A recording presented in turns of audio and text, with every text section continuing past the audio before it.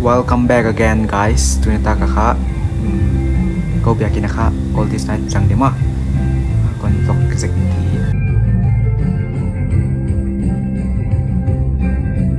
Ka stories ka ong full by luain jin wai jaka atop tana ki kon cover thei kya mo anak i na thei siam duwa. Ilele kon cover thei na tan tan chon cover di kahi.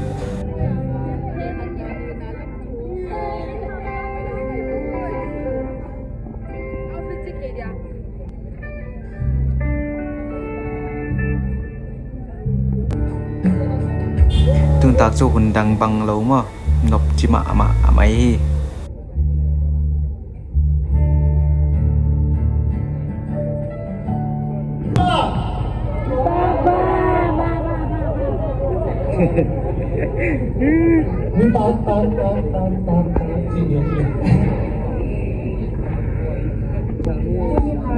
laiเป็นซ้อนอยู่ยาอามาสเปนินปะเทียนเกียงอาจังหวัดทูอีเกียนอาฮีอูเล่นาวนูเล่ป้าดมเล่บัวตัวไล่กรีกเล่สักตัวดินตัวไล่กรีกเล่สักตัวดินอามาสเปนินคนจิตยาอูนาวนูมังมันหน่อยอัตุลาปันมันนาดินสักลายแล้วนาดินสักเนี่ยอามาข้าอีโดดีไอเดอร์ตัวทูเล่เกม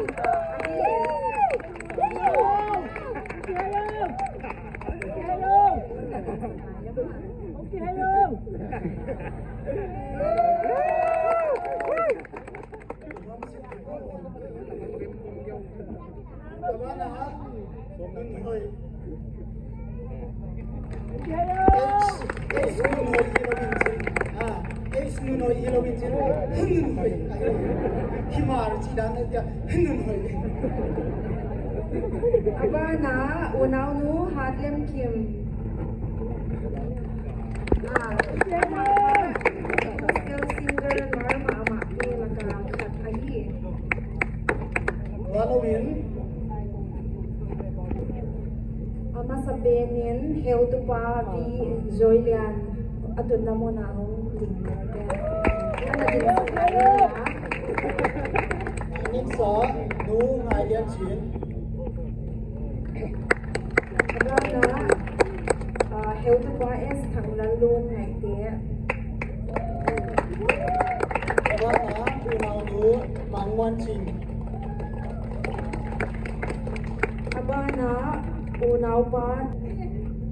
Abana unaw nu Salome dun ngai dia. Abana, unaw pa bi mangkhan lang.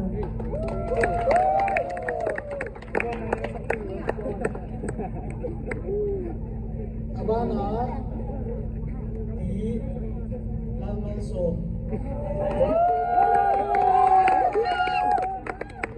Anak ti tadi mo hi.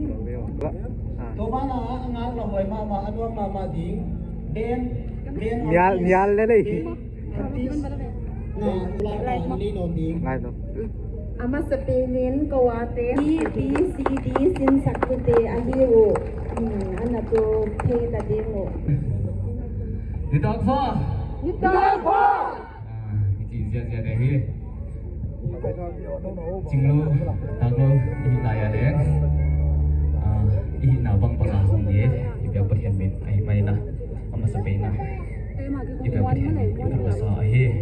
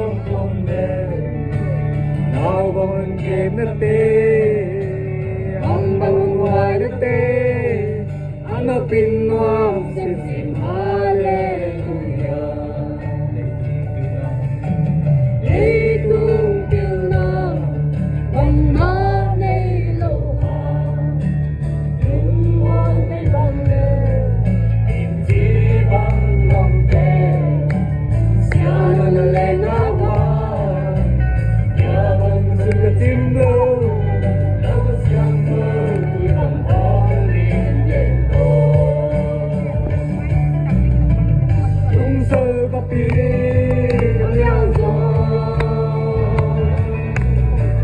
tung xuân đi hoa leo gió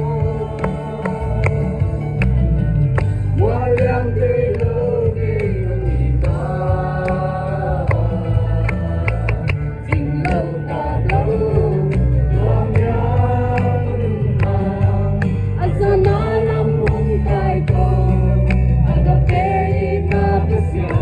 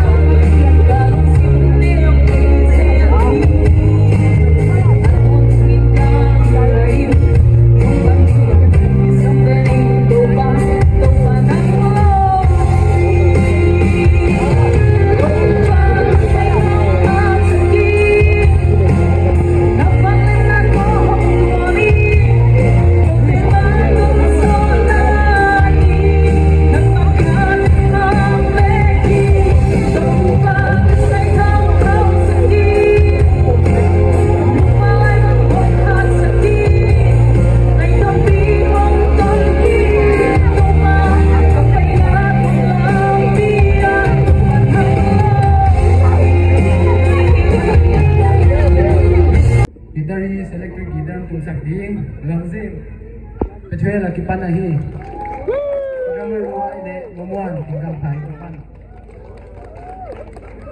cái lệ vẫn thể trả sao làm đi con mua là khăn là gì tôi lại hàng nô để tăng tiền hàng vui mảng tiền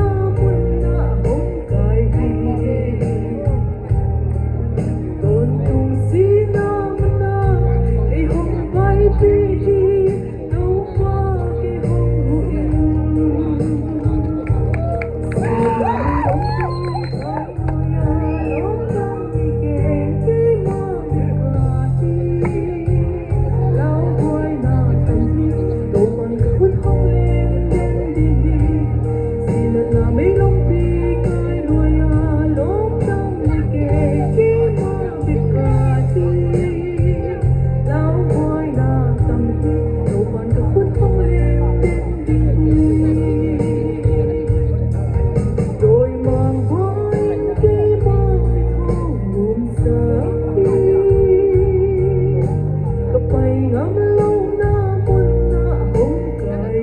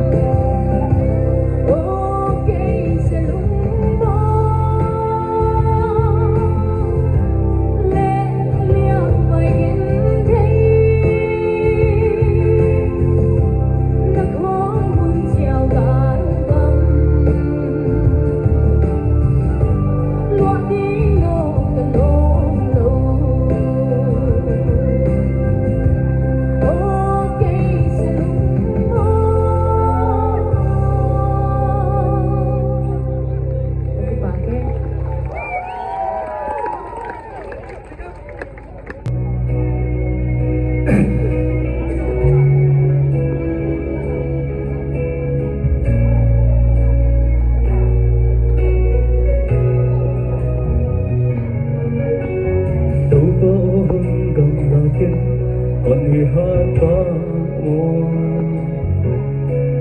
bạn đi đi nhỉ không những ý cả không đi hai kau nào để kia ngã dâm nào mình có buông ra đêm không mang thằng tê là cả dâm thu thơ cả buông ra đi ai xin ai quang lo mà đêm ilang lao kay kaya na naot nga na ng kamuan ahit sinaling ko ang tomate lumaw kay lingin tasyang tuwin hon umpi hon kamuan tâu pa hon sing pa ahin kata sam kay lingin aman lupa hinaw din lamu na kong puasa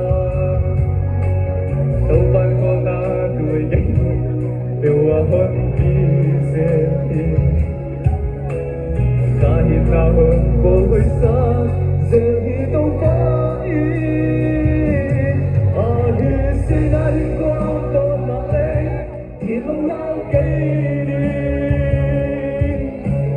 kaya na naong ngala ng kamuan ahit sinahin ko ang tomate lumaw kainin asyang tuwing ng kumpi on kamuan